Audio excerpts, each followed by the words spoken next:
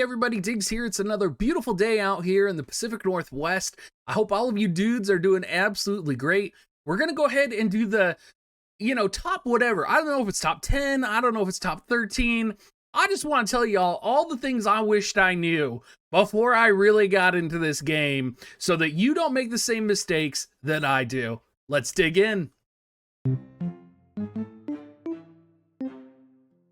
All right, so there's a lot of things to know here, and probably the first trick that everybody should know, and you've probably heard it before, is to die 5,000 times. And I know that sounds ridiculous, but in this game, you have access to the Nether Hospital, which rewards you with items based off of how many times you die. The best way to do this is to set up a printing composition and just set it on item world, and if you have your emulator, turn on your auto clicker and just keep hitting retry and keep killing your units over and over. The reason this is important is you get all of these things called muscle victory, muscle dream, muscle ace, and I'll show you how much HP. This has 165,000 HP on it. That is a crazy piece of gear. You also get another one, or I guess that's the same one. You get this one too with 67,000. You get this one as well with 17,000. That is a ton of HP. So make sure that's the first thing you do if you're wanting to put together a sustainable team. Make sure that you are dying 5,000 times to get that item. Now, while we're on the subject of item world, let's talk about it a little bit, because a lot of people are saying that this is the best place for free-to-play players, and that's absolutely true. This is kind of like the ongoing forever grind in the game, right? Well, there is some things you need to know, and that is in regards to weapon rank and stat boosts. So one thing to take into account is that as the game is exponentially growing, you, in the beginning as a newer player, do not need to item world your gear unless you are farming innocence, because you're going to go from having, an attack 539 bow to having a, axe with 7,000 attack on it. It's going to escalate really quickly, right? You're going to go from like rank 10 to rank 17 to rank 14 to rank 12. And you really probably don't want to invest in item world unless you're either hunting a specific innocence or unless you're a higher rank, probably around where I'm at, around 700 to 800, or maybe even further. Now, while we're on the subject of item world, why would you want to do that? And part of it is for free EXP and free gold, but you also want the innocence on there. And when I first started, I didn't know, how do I pick out the good innocence from the bad innocence? Well, there's a really easy way, and it's just a long click on a piece of gear that you're equipped. Now, innocence, you can think of basically like materia. If you're from the Final Fantasy world, you can de-equip and re-equip them. And you can see here that it says rare, common, common. Now, you can actually hunt these rare innocents, right? So if you're looking, for example, for innocents to chase, like this cross spear has 4 innocents in it. I am going to long click it and I'm going to see if any of them are rare, because it will actually show the rarity of the innocents inside the weapon. Angry face means you haven't captured it. Smiley face means you have captured it and you can take it off the weapon.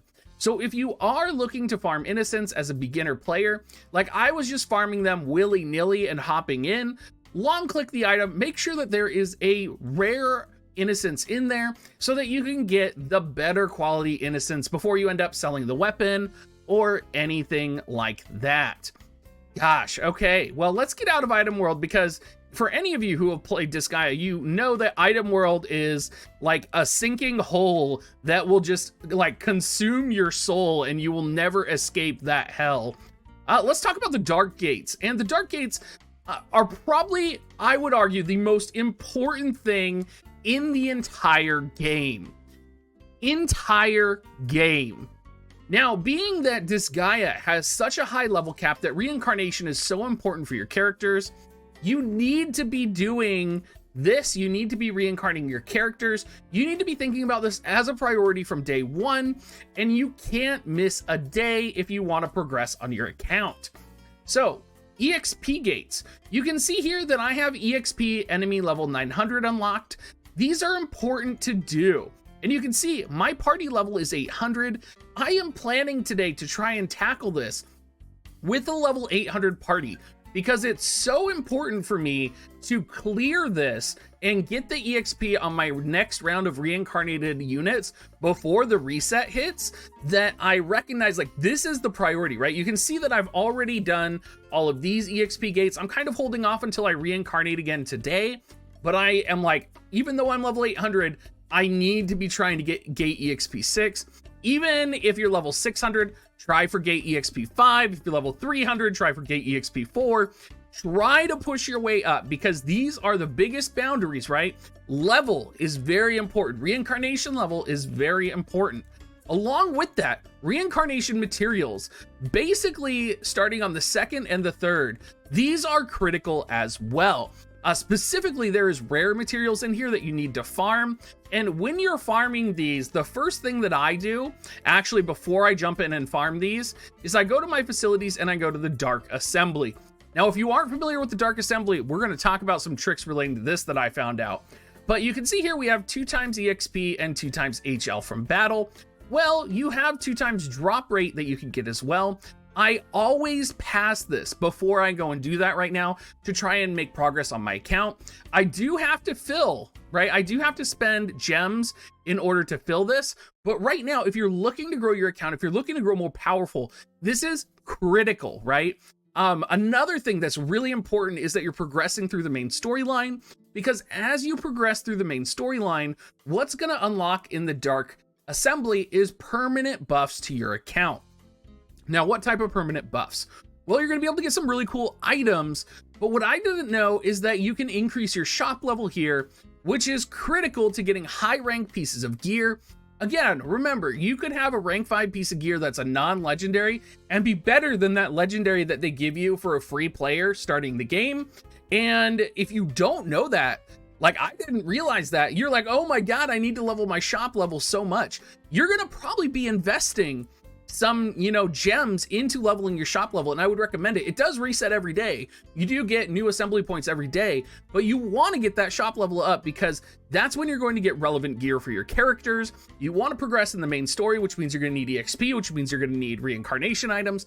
That is what you have to do if you want to progress right now. It's not necessarily about having a 6-star unit. It's not necessarily about having their max evility. It is much more about actually the raw levels of your characters and the raw reincarnations that you're going to be bottlenecked on. So why is shop level from here really important? Well, let's go to the shop and I'll show you guys.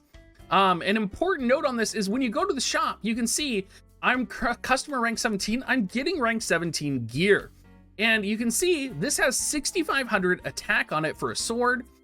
Come down to the rank 16, 4,700 attack. So if you consider, granted, you're going to have a huge amount of attack value, but if you are maybe awakening this in item world, or maybe you re-roll the shop a certain amount of times to try and get a rare, this is going to have a substantial impact on your character if you are maxing out these upper rank pieces of gear. Like looking at this Duskbane, right? You're like, oh my God, 6,500 attack. You go back to like a rank 10 item and it has like 200 attack, right? And so you could be rank 10 and really proud, right, that you've done item world. And then you just realize you've wasted your time unless you're just farming the innocents, because you could have just gotten your shop level higher and you could have just gotten a higher ranked piece of gear. And the same thing goes with armor. And you should be buying from this shop anyway, because when you buy, you get lottery tickets and you can roll once a day for the lottery to get hella good items. I've won 2 first place and 1 second place so far. Y'all, you gotta do this. Yeah, just trust me, do this. Let's talk about the item shop too, because there are things in the item shop for gems that I did not realize, right? For free gems, and these are daily items. So if you are wanting to farm item world and you're not wanting to think about it, right? You could spend some gems to get some subdue tickets. You could spend some gems to get an any printy, right? 5,000 for an any printy. That could be useful for someone, right? You can get gems, which I wouldn't waste your time on. But while we're talking about gems, these are the types of things that you're going to be able to get if you do farm the Dark Gate. You can get AP potions. You can get some of these, which are the crab miso, which is the best for bribing units. Gate keys, right? Those are really valuable as well. You can also buy stuff for HL. If you didn't know, you can get DG coupons, gold bars, AP potions every single day. It's a lot. And I think a lot of people don't know this, right? They're just like, oh, la-di-da-di-da. It means shop. It must be paid, right? You know, it's something that I was like, oh my God, I can't believe I didn't know this when I was first starting out. Y'all haven't figured it out yet though. I am a little bit of a moron. Let's talk about the event, and then we're going to talk about the party menu, because there's a lot of stuff in the party menu I did not know either. Going to the event here, if I can click on it accurately, right, takes just a, you know, my fat fingers. When you're a mole, you just, you know, you hit, you miss, you hit, you miss. It just, that's the way that it goes. Coming into the event, what I didn't realize, you go to the special characters, talks about sorting. Now, I read this. I'm not stupid, right? I was like, you know, okay, I can do this. You know, no problem. You're going to get points, all of that. What I did not realize is that when I'm running the missions, if a red prinny spawns, you get like triple the points. Had no idea. I was literally like, why am I getting 1,400 points, right? Like when I play other gacha games, they're all like, hey, here's the bonus unit, right? Had no idea the red prinny was a bonus unit. So if you're like me, if you made that mistake, the red prinny is the fucking bonus unit that is giving you all of those extra points, dudes. All right. Whew. All right, you made it this far, so we're just gonna keep on going. We're going right to that party menu because the party menu is complicated. There's only one way to put it, and I do love me a party menu that's complicated. Oh God, okay, hold on. Here's one other thing I forgot to say. Level a monster unit in your team. It doesn't matter if the monster is Desco. It doesn't matter if it's any of the other monsters. Level a monster because you're gonna run into missions that require 2 monsters, so you can bring a friend's monster. Just level a monster, please. Please just level a monster. It's going to save you some time. It's going to save you, you know, some trouble. So just make sure you level a monster. It's going to help you. Just trust me on this. Now, let's go to the party menu here. Now, you can see here it has all of these wonderful units. All of these units are, you know, trash. This is fodder. These units are going to disappear soon, right? So you can come to the character list here. And you pretty much just sort your way through until you get to your units. And then in this menu, what a lot of people don't realize is you can see their ability, and these abilities affect the other units. Some of them do, at least. So you can see all enemies, HP healed minus 22%, self immune to paralysis, right? So he's kind of a bad one. We don't much care for him. Let's go to Etna though.